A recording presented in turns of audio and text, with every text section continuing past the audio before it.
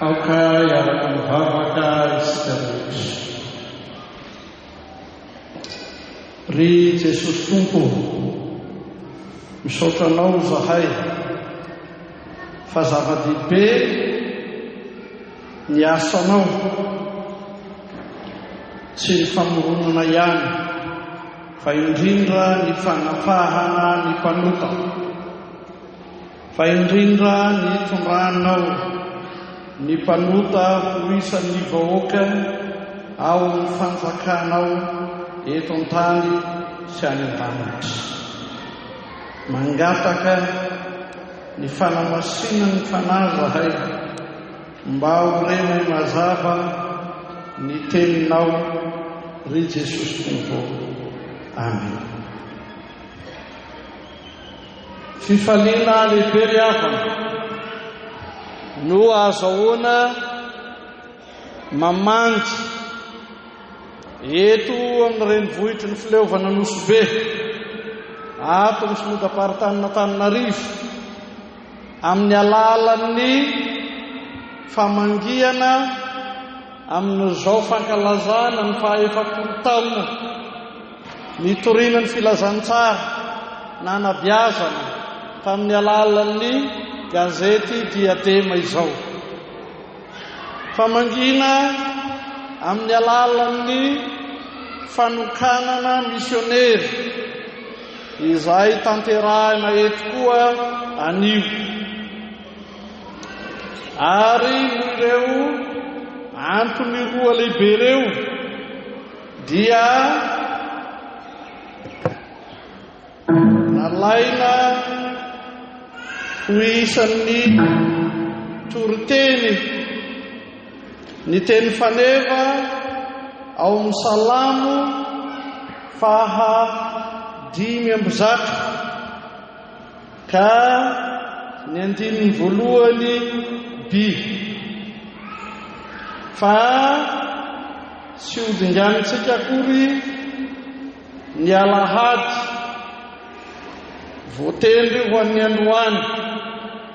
Ity dia mila fanazavana ihany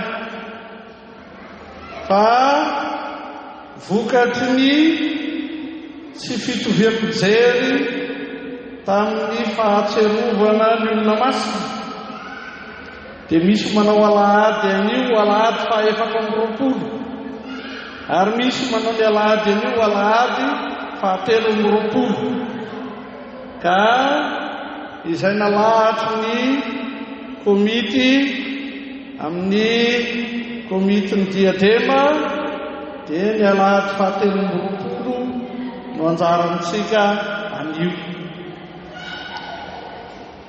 Mateo 7:12 andininy faha-4 hatramin'ny faha-7.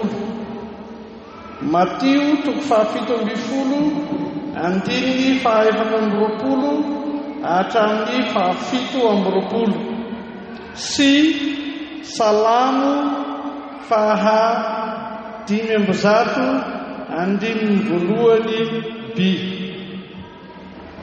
Salamo faha 5:7 andininy 1 Mateo 7:12 andininy 4 hatramin'ny faha-7. Salamo faha 5:7 andininy 1 dia hovatantsika amin'ny anaran'i Jesosy Tompo izany teny izany. Ary tonga tao Kapernaume izy dia nakeo amin'ny Petera ny mpandray ny tsasaky ny sekely ka nanao hoe: moa ny mpampianatra anareo tsy mba mandoa ny tsasaky ny sekely va? Dia hoy Petera: mandoa ihany izy. Ary avotafiditra tao an-trano Petera dia nisakanan Jesosy teny izy ka nataony hoe: ahoana ny hevitra ry solona? Avy amin'iza moa no andraisan'ny mpanjaka ety an-tany fahadiseranana sy vola etra? Avy amin'ny zanany va sa avy amin'ny olo-kafa? Ary nonohy Petera taminy avy amin'ny olo-kafa. Dia hoy kosa Jesosy: dia afaka ary ny zanaka. Nefa andao isika manafotoina azy dia makanesa amin'ny ranomasina ianao ka manjoloha ary raiso zay azany rano azo voalohany ka rehefa sokafanao ny vavany dia ahita volafotsy sekely eo ianao dia raiso zany ka omeo azy ho avy amiko sy ianao. Atao fantatra amin'ny firenena ny asany, atao fantatra amin'ny firenena ny asany. Riray masonao manamasinana amin'ny fahamarinana, ny teninao ny fahamarinana. Amen. Ry fiangonana malala ho aminareo rehetra ny fahasoavana sy ny fiadanana avy amin'Andriamanitra raintsika sy Jesosy Kristy Tompo.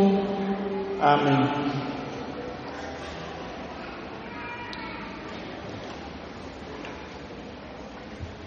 Nanokana ny chapelle teny amin'ny aumônerie protestante universitaire votovorona zahay omaly.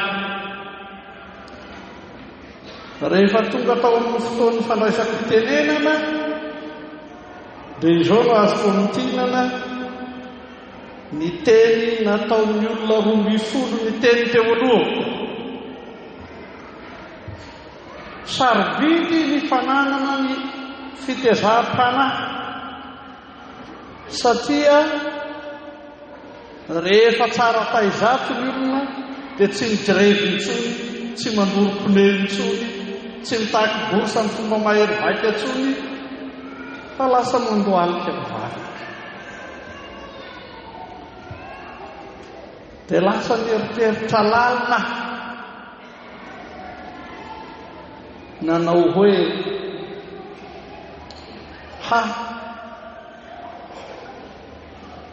manjary fitaovana ahafahan'ny mpitondra manao izay tiany hatao amin'ny vahoaka zany, ny fanabeazana atao aminy ao am-piangonana.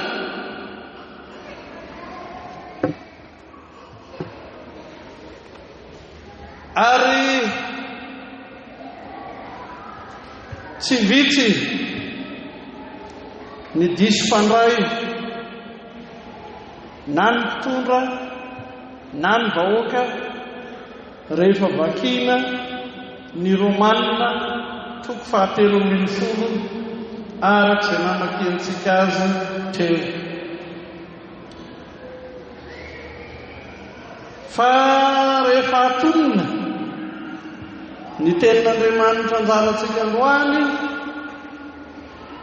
dia tsy ny fifandraisana ataon'ny mpitondra sy ny vahoaka amin'ny lafiny ara-piainana ankapobeny sy ny lafiny ara-politika kory aza no resahany, fa mitodika bebe kokoa amin'ny fandoavan-ketra.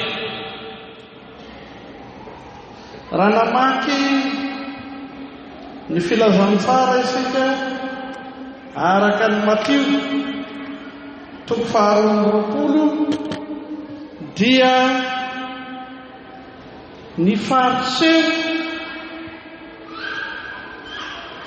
no tonga nanontany an'i Jesosy mivantana ka nanao hoe moa mety ve ny mandoa volahetra ho an'i Kaisara sa tsia?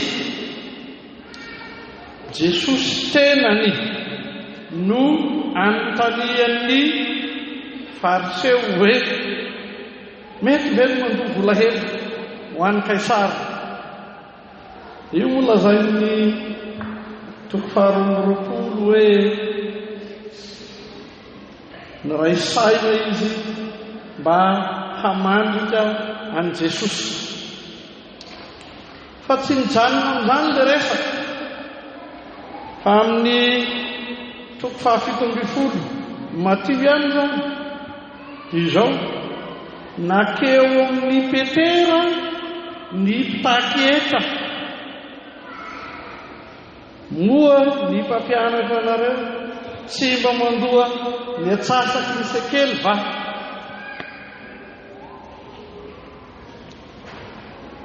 Ity dia tsy ny ao an-tsain'i Jesosy fa ny ao an-tsain'ny fitaky-heta no lazainy.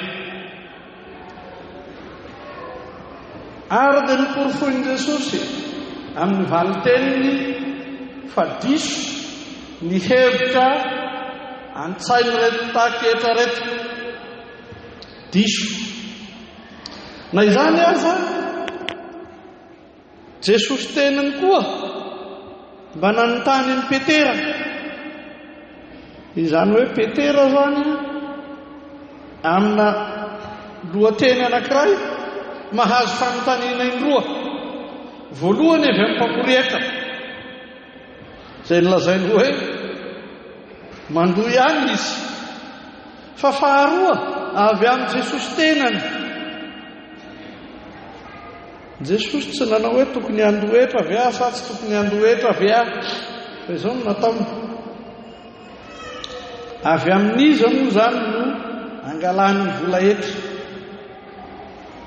Avy amin'iza moa nandraisan'ny mpanjaka ty an-tanin'ny fahadiseranana sy ny vola etra. Dia hoy Petera, nanontany Jesosy hoe avy amin'ny zanany sa avy amin'ny olo-kafa? Dia namaly Petera hoe avy amin'ny olo-kafa. Izany hoe amin'ity lafiny fandoava-kety ity, Petera mahazo fanontaniana indroa, ray avy amin'ny mpamoriaka, ray avy amin'ny Jesosy. Raha nanontany ny mpamoriaka dia namaly izy hoe mandoa ihany izy. Fa raha nanontany Jesosy tenany avy amin'ny olo-kafa no angalana ny eka, dikan'izany tsy mandoa eka ianao Jesosy. Raha be ilay valiten'ny Petera, amin'ny olona ry hafa ny valiteniny, amin'ny Jesosy ato hafa ny valiteniny.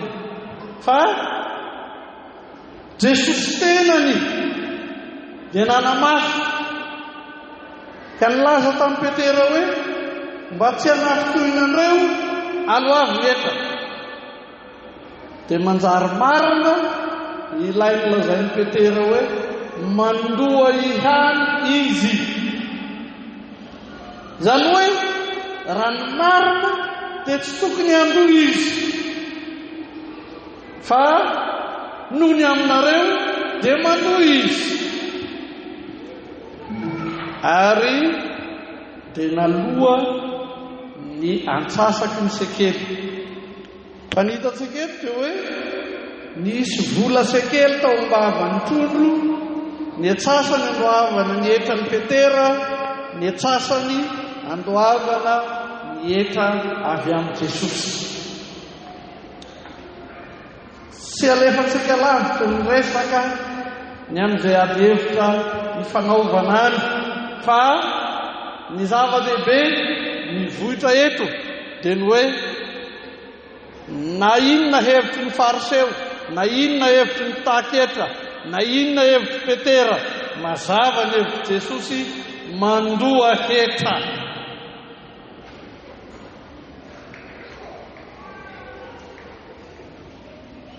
Io tena mazava, mandoa heta.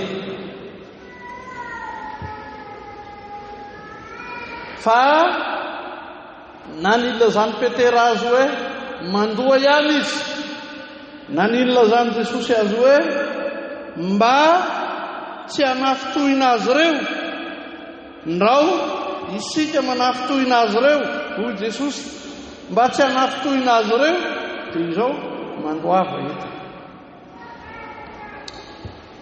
Ny dikan'io dia ny fanompoana mazava hoe sady vaoboaka ny fanjakana ety an-tany isika no vaoboaka ny fanjakana Andriamanitra. Izay ny dika. Izao anefa ny manahirana, betsaka amintsika kristianina tokoa no misalasala ny amin'ny fandoava-kety na mandositra fandoava-kety. io dia marina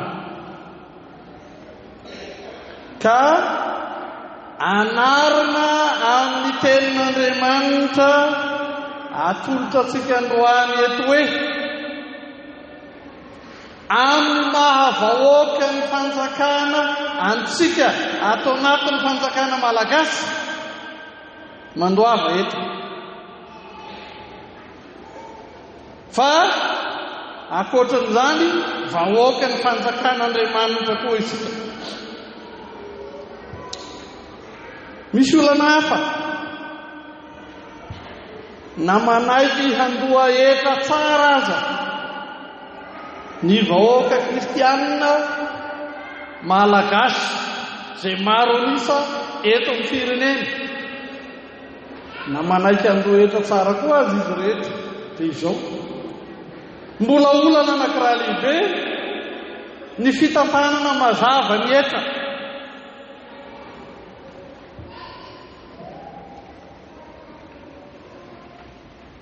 Amin'ny andraikitra izay niantsony Jesosy sy natolotry ny fiangonana anay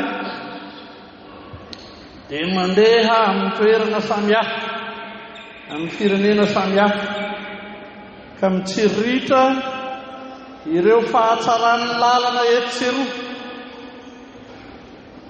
ary orifo mahita ny faharatsian'ny lalana eto Madagasikara. Fa raha atao mahita tsy misy fiatsaram-belatsia, tsy ampiasaina feno amin'ny tombotsoam-bahoaka ny volam-bahoaka arak'izay andoavany ny eta.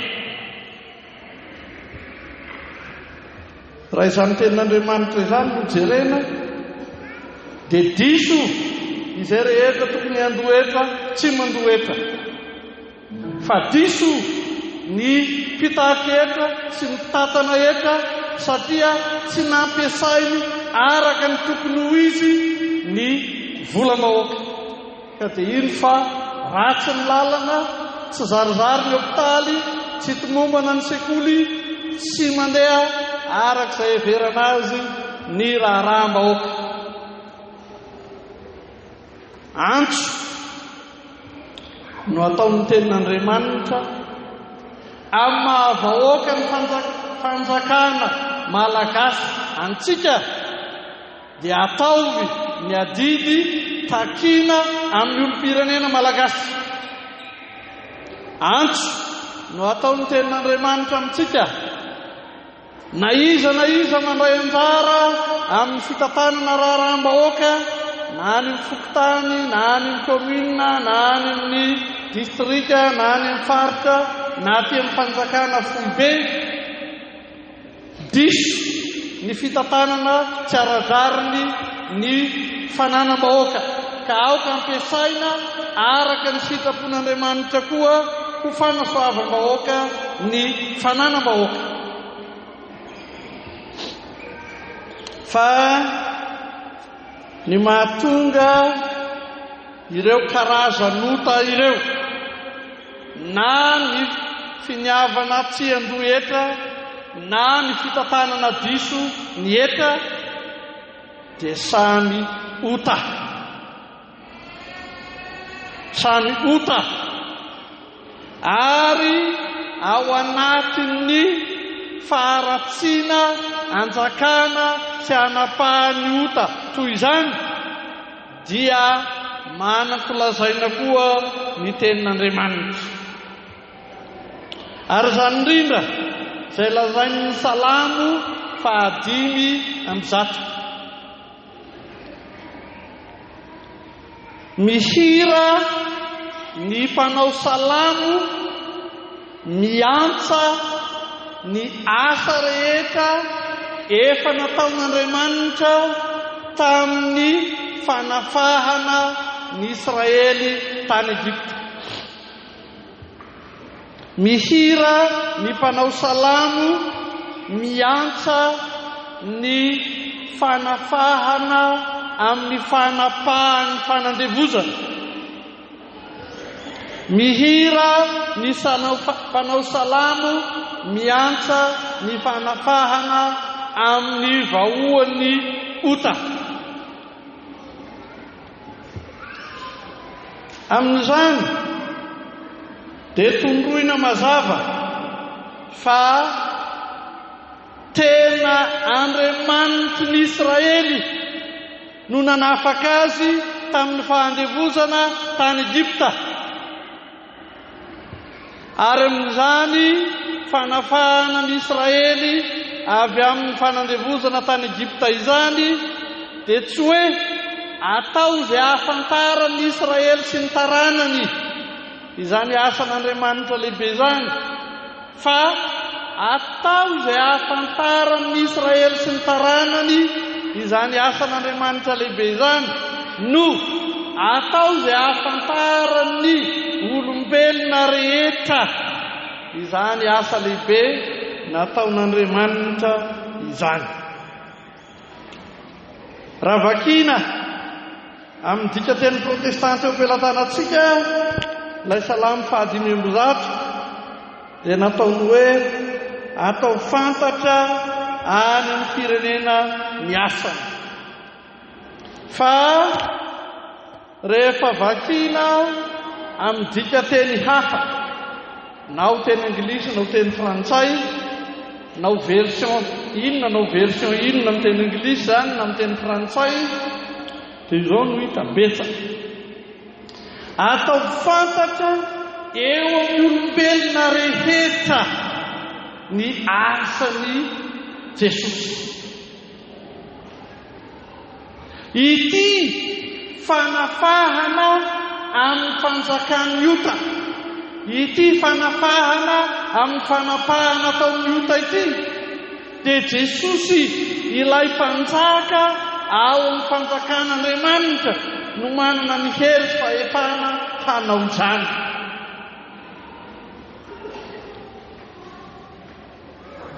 Io Jesosy mpanjaka ao amin'ny fanjakan'Andriamanitra io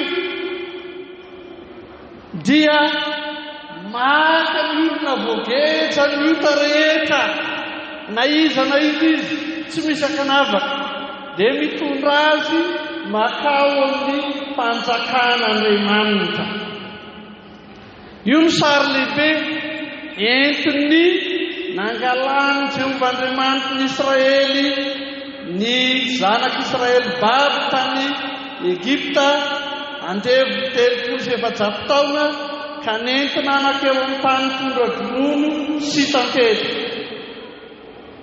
Fa io no asa lehibe izay nataon'i Jesosy, manaisoka ny mpanota avy amin'ny fangejany Iota makao amin'ny fanjakan'Andriamanitra tena misy fahafahana. Zava-dehibe izany asa lehibe izay nataon'i Jesosy izany. Ka hoy ny mpanao salamo, ataovy fantatra, ho fantatry olombelona rehetra fa Jesosy dia mpanafaka amin'ny Iota.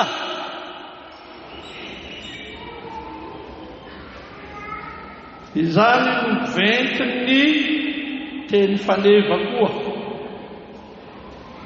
Aseho ny tenin'Andriamanitra mazava fa misy Iota mangeja na ny vahoaka entina na ny mpitondra. Fa aseho ny tenin'Andriamanitra mazava manana hery sy fahefana hanafaka amin'izany Iota izany tokoa Jesosy, ary tena manao izany tokoa Jesosy. Ka toy ny Israely izay manana tombony tamin'ny fanafahana nomena azy tany Egypta, dia mihira izany ho an'ny taranaka amin'ny mpandimby izy, ary mihira izany ho an'ny hafa firenena koa, fa tsy ho azy amin'ny maha Israely azy ihany. Dia toy izany isika matetika dia variana isika mifaly amin'ny hoe tena navelany Jesosy ny eloko, ka raha avy nitomany sy migogogogo no ny herin'ny Iota mandray ny teny famelan-keloka marina dia mifaly tokoa fa tena navelany Jesosy ny eloko. kanjo sy mijery zavatra hafa fa mionona amin'izany hoe voavela helika aho. Fa tsy izany no lazain'ny mpanao salamo, tsy izany no hiraina eto amin'ity salamo fahadimy-zato ity. Tena zava-dehibe ifaliana fa avelan'i Jesosy tokoa ny helokao. Io dia marina. Tena avelan'i Jesosy ny helokao. Sy mana faharoa izany. Fa aza mijanona fotsiny amin'izany fa voavela ny helokao. Raha tsy resaka afa-tsy ny sinoda misy antsika tsirairay isika dia fantany fa mbola misy commune fokontany sy misy luterany ao aminao ao. Raha resaka ny ankapobeny eto Madagasikara isika dia mbola misy folo tapitrisa mahery no tsy isan'ny vahoaka ao ny fanjakan'Andriamanitra. Ka izany no anirahana amin'ny alalan'ity salamo fahadimy-zato ity hoe atao fantatra ho an'ny olona rehetra ny asa izay nataon'i Jesosy mpanafa. Fa tsy voatery mitoka-monina eto amin'ity nosy ity isika.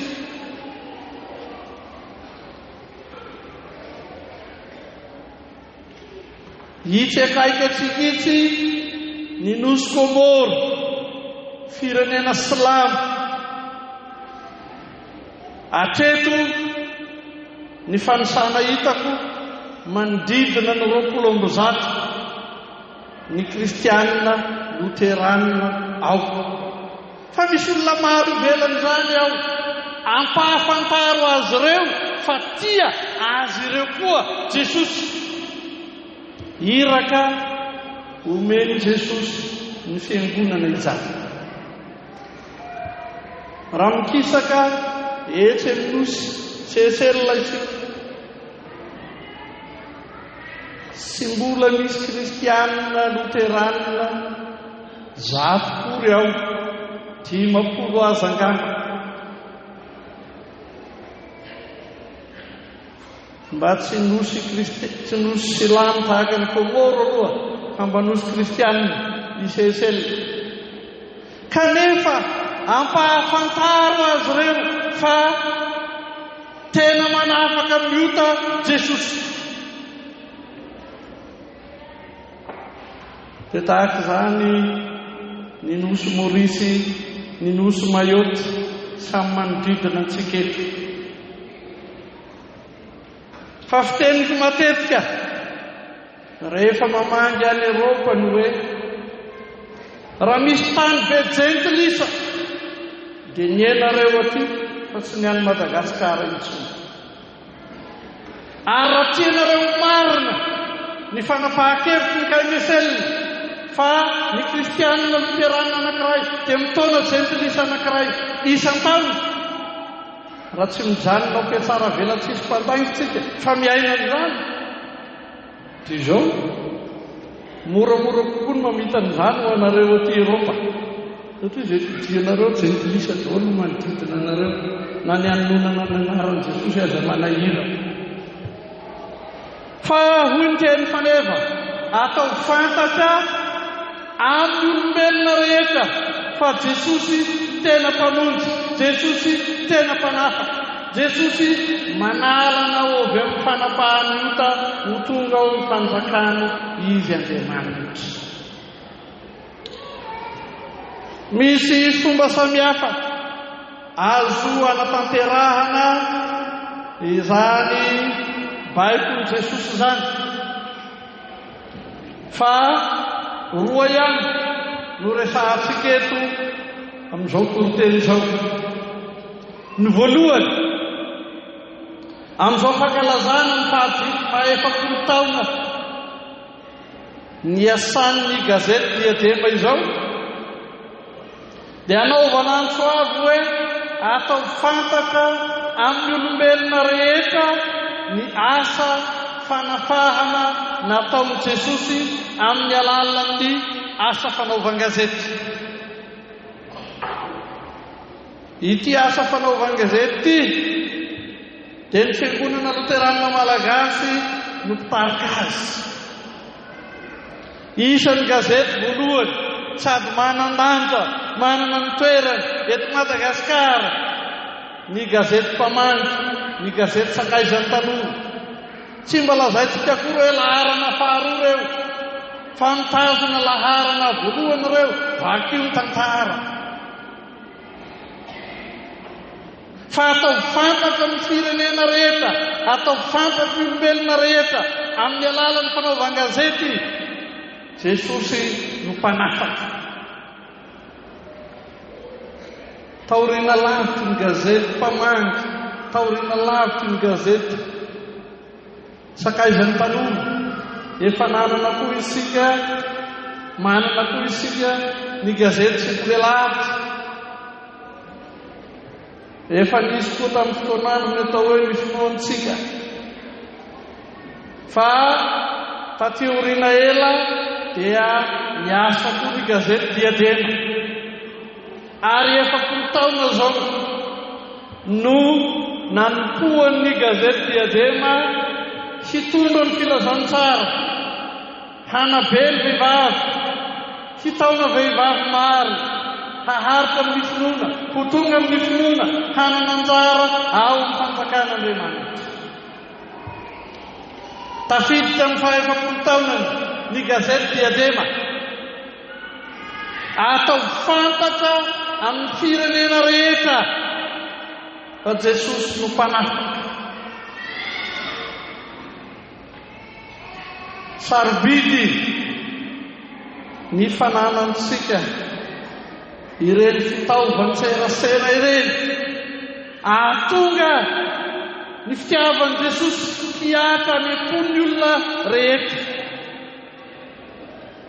Ny fanontaniana amin'any dia tsotra.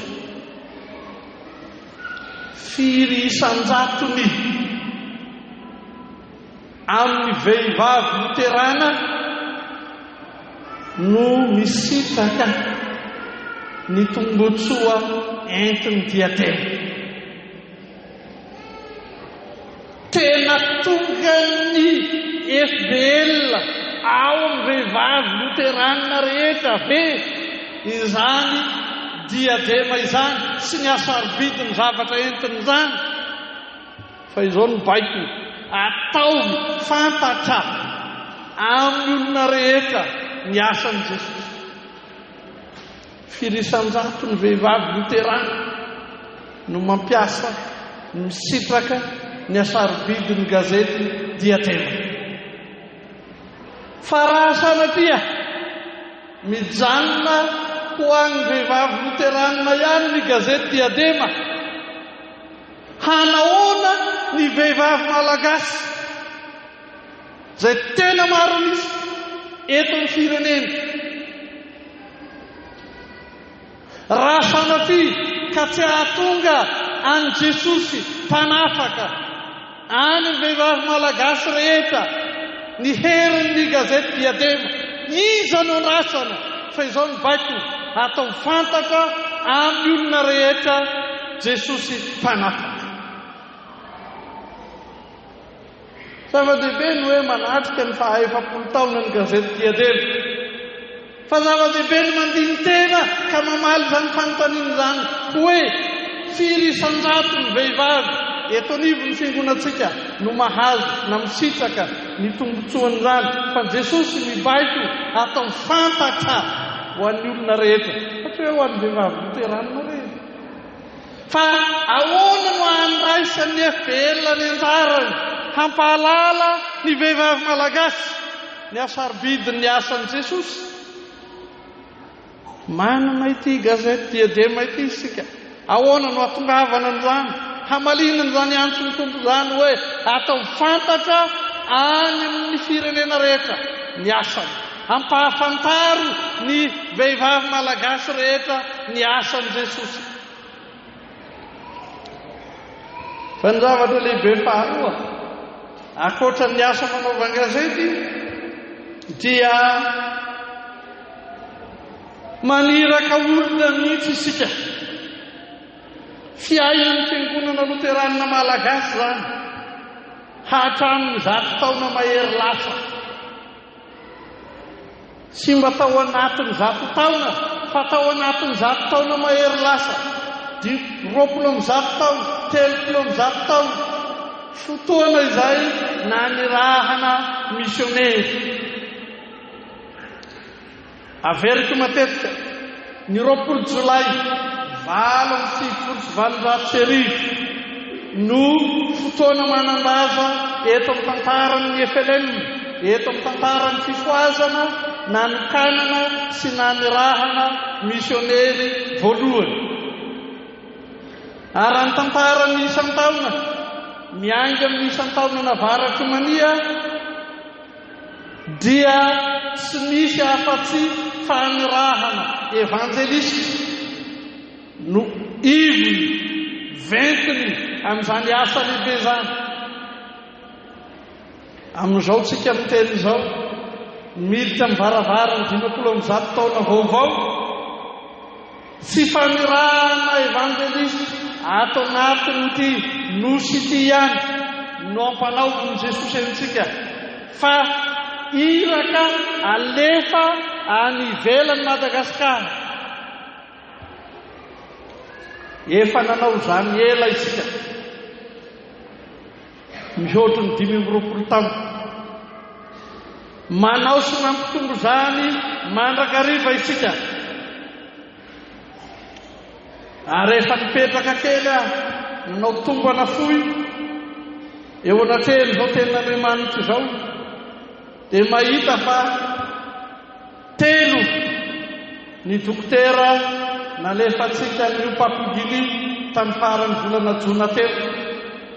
3 ny pastora hatongatsika misionery anio. Ary asa lehibe anrasan'i Jesosy amin'ny fiangonana, amin'ny famalina ity antso ity hoe atao fantatra ny firenena rehetra ny asany, mba ho ny kristianina luteranina rehetra atsiaro ivavaka ho an'ny alehibe ny asa misiona atao eran'izao tontolo izao. Ny kristianina luteranina rehetra atsiaro hanoana izany asa lehibe atao manerana izao tontolo izao zany, mba tsy ho mpitazana ianao, mba tsy ho mpijery ianao fa ho mpandray anjara mavitrika ianao. Tsy fiteny, tsy voambolantsika fiangonana ny hoe heta mandoava eta andefasana misionery, tsy mety amin'ny lohantsika izany. Fa fiteny ato ny fiangonantsika ny hoe adidy, fa ny adidy tsy izay androdinana ny fiainan'ny fiangonana eto ihany, fa izay ahafahana manao misiona lehibe koa. Eny voambolana tsara mihoatra lavitra noho ny adidy ny fahafoizana, ny fanoratena atonga antsika ho mpandray anjara mavitrika fa tsy ho tazana. Raha iverenantsika ny perikopa d'izao amin'ny fanjakana Andriamanitra, amin'ny fanjakana eto amin'izao tontolo izao, ametrahana antsika aza mba hitony Jesosy tsika hanao izany adidy masina izany ho amin'ny firenena. Fa mahavahoaka ny fanjakana Andriamanitra atsika, ny fidianana atsika manokana tsy hitovy amin'izao tontolo izao. Inona ny maharatsy izay andraisanao anjara mavitrika amin'izany asa lehibe anarahany Jesosy ny fiangonana izany kela zany hoe atao fantatra any ny firenena ny asa. Hamaly zany antso lehibe izany isika kristianina rehetra, hamaly zany antso lehibe izany ny vehivavy luteranina rehetra, fa tsy hamaly zany amin'ny fiamboana, tsy hamaly zany amin'ny fizahazahoana isika, fa hamaly zany am-panetetena hangataka ny fahasoavan'Andriamanitra, hatoky ny fahasoavan'Andriamanitra, hiankina ny fahasoavan'Andriamanitra, ka tsy ho isan'izay mahitra, tsy ho isan'izay malaina, fa ho isan'izay velona amin'ny fahasoavan'Andriamanitra marina tokoa.